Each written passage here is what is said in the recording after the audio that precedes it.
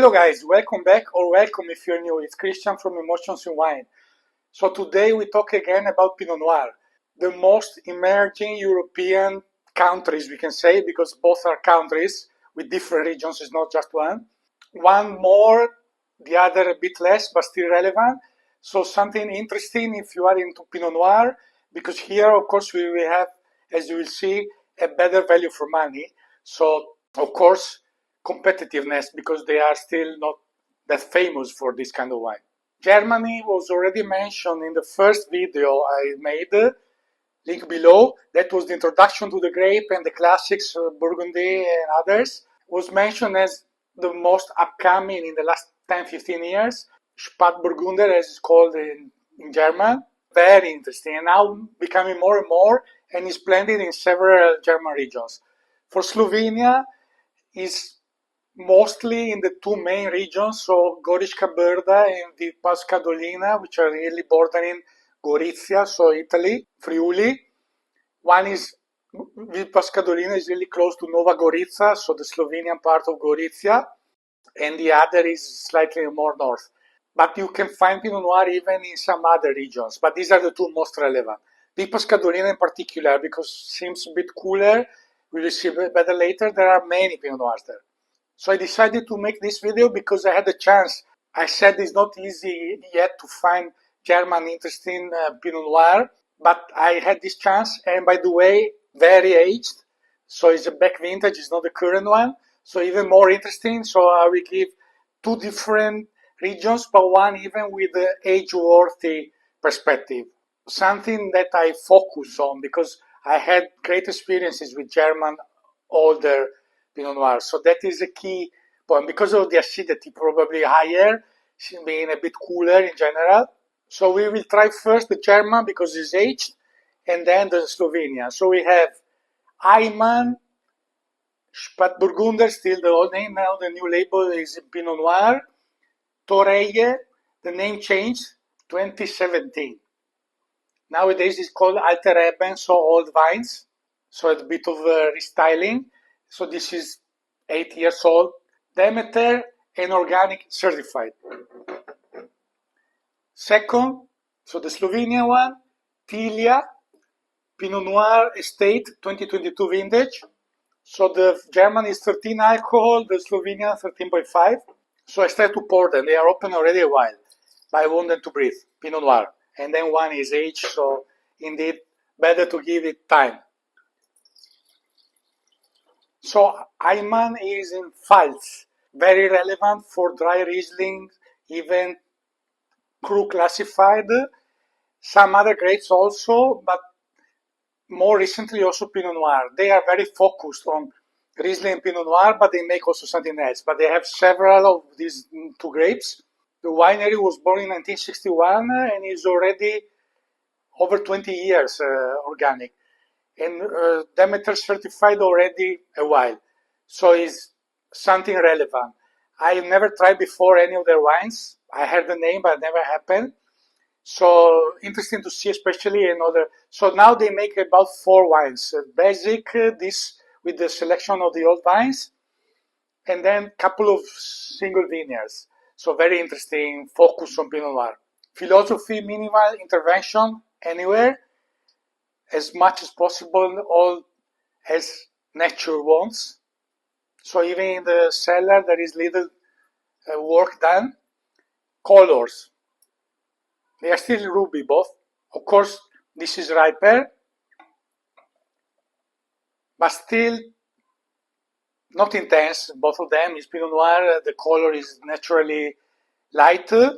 Yeah, there is maybe just a Garnet hint on the rim. But for 8 years old, really very little aging so far in the color. While the complexity is wow. I love these wines. For me, German Pinot Noir, good ones, of course, not all are great, with 7-10 years are amazing. Completely different from Burgundy. So Pinot Noir is really terroir driven, and this is the beauty. When you have a bit of experience, you can really know, even blind tasting, if it's coming from Slovenia, from Italy, from Germany, from France, or somewhere else. Of course, not all times is easy.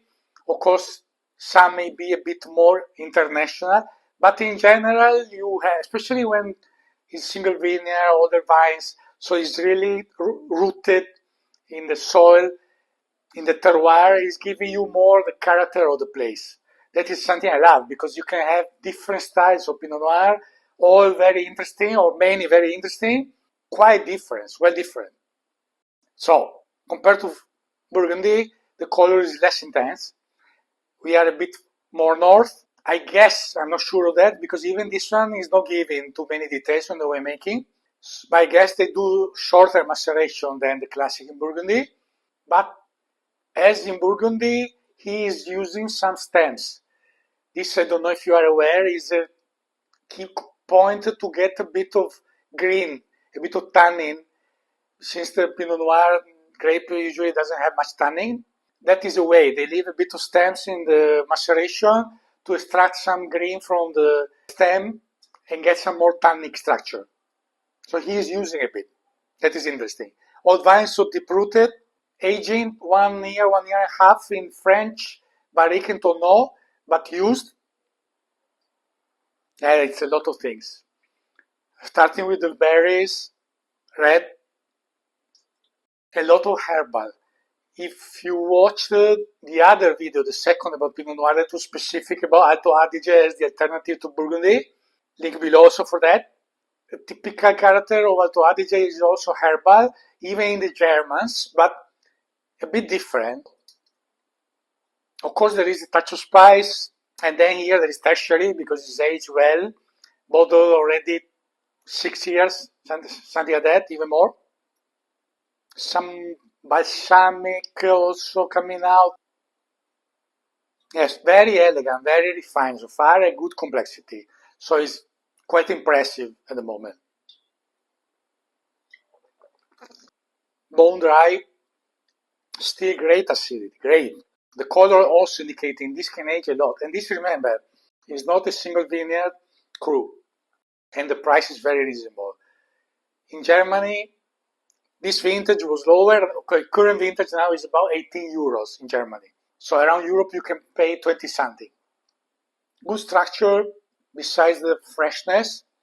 Of course, gentle tannin, some nice fruit, by a lot of balsamic herbal. So keeping it very dry also in the feeling. Good depth. So far, fantastic expression. I will not do next day tasting because this one is well aged, already open a while. So I will keep them breathing more. The other is still relatively young, so it's okay to taste them and the shooting of the video takes some time anyway. Keeps changing. So the complexity is very good. They have a basic, so this is the medium range. Of course, the old wines help a lot to give complexity, as I always state in every video when I have these wines. But the value for money is unbelievable. Yeah, more this herbal, balsamic, which is anyway typical of German Pinot Noirs. So much more than you can find in Alto Adige. So that is their trademark.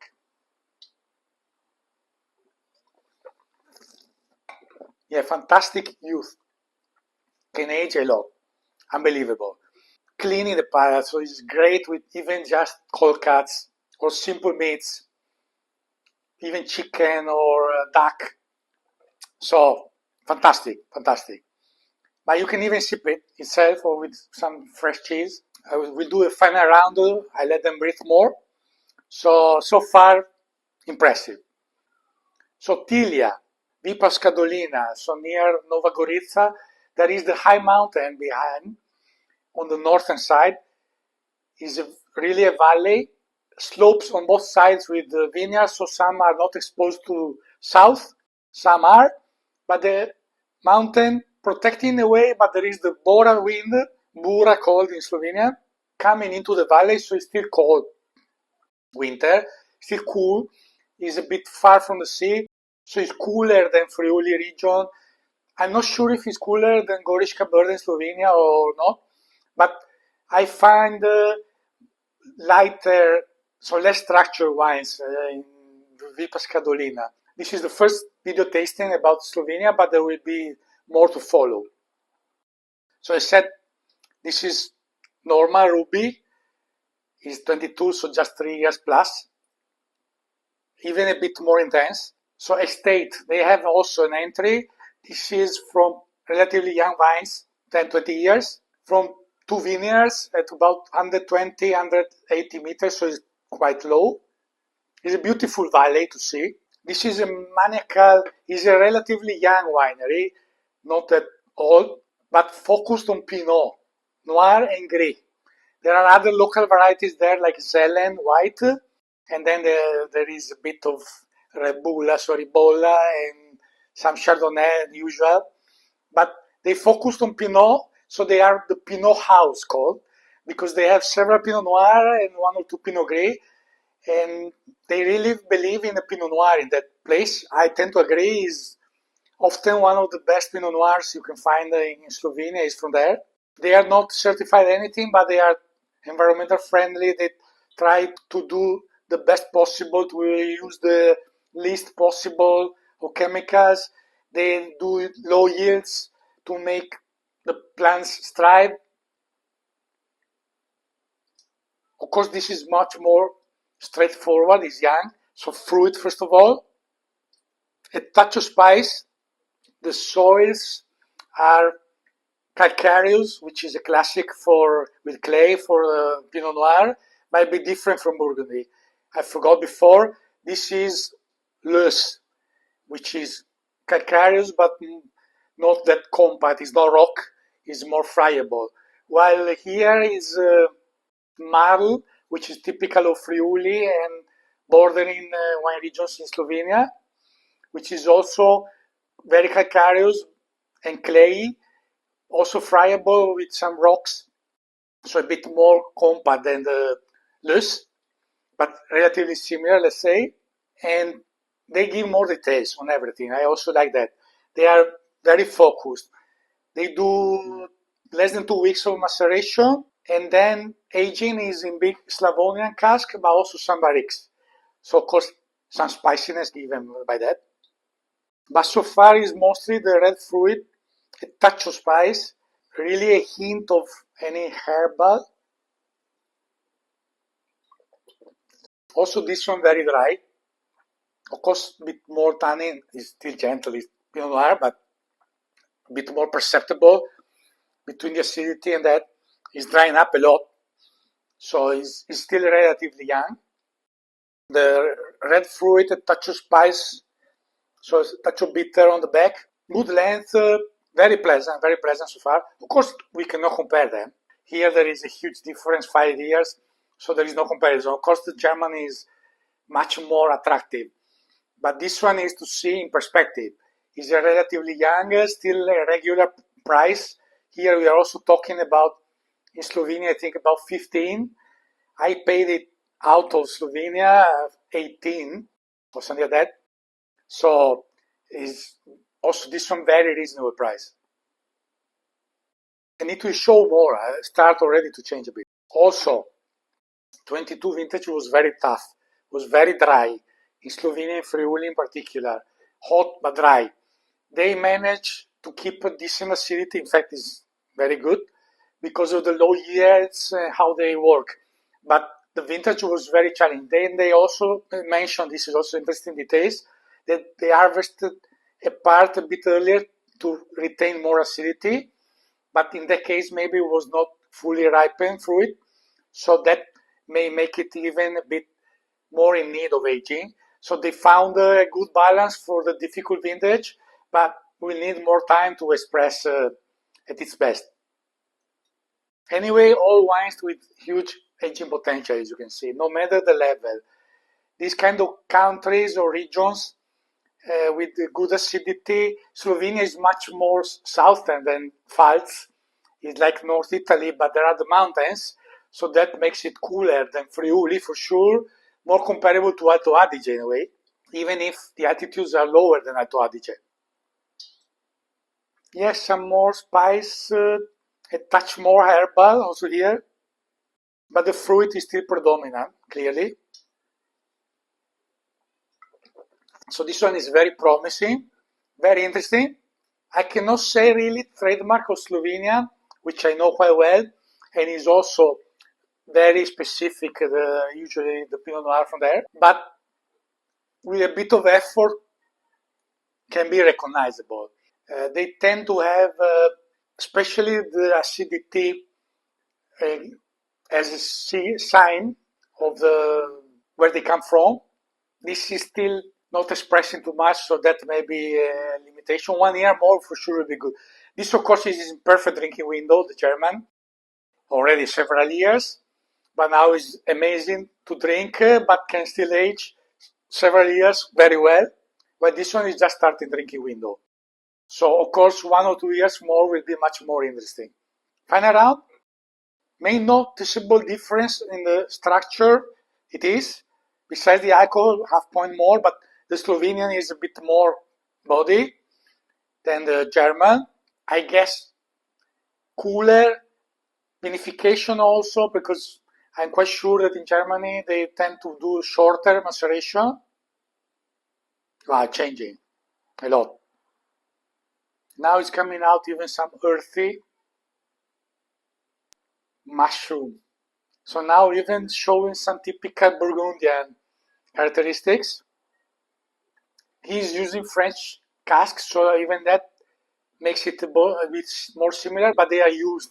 So of course they don't give much. In Burgundy they have much more footprint of the cask because usually at least a good percentage is new. Yeah, but change. Very good, very good. Value for money, outstanding. If you like Pinot Noir, if you want to try different ones, these are safe. Of course, on the market, you need to be lucky to find that age. But even if it's 20-something vintage from Germany, even if it's from Moselle or other regions, go for it. Especially if it's a reasonable price. Go for it. Yeah, it's changing. More tertiary notes. Now it's less fruit, more herbal, more earthy. Great wine. And even after the other one, consider that he's older, so should be much more rounder. He's still keeping well. He's not losing to the other that is younger and a bit more powerful because it's good structure still, the acidity, the length, fantastic one, fantastic. This deserves a great rating, if you follow that I don't like, so I'm not gonna give, but really high, even more considering the price. I'm very impressed. Changing a bit also this one now, some ethereal note. The color is really ruby, so showing the youth. This will get interesting in 1-2 years. Now it's nice. It will become good and very interesting to drink in 1-2 years. Touch of something else coming out, besides a bit more spices, but also something earthy maybe. Yeah, a slight hint of earthy starting already. They use big casks also in a big portion, so that makes it also a wine that will show up longer and will have less influence, less spiciness anyway. Yeah, but changing a bit slowly, becoming more interesting. So it's very nice wine also this one. Yeah, firmer, still also the tannin a bit and the acidity. So they made a great job. So this needs food. It's just starting drinking window, as I said, and remaining there a touch of sweet fruit, a touch of the other spicy herbs things. So becoming very interesting. So a nice panorama of two of the most interesting. Value for money for sure are the best. Look for if you are Pinot Noir lovers, both these countries. I mentioned some of the main regions, mostly two in Slovenia, more in Germany. I hope you enjoyed. Like, subscribe, comment please. Let us know, especially if you drank any German or Slovenian Pinot Noir. See you next time and salute!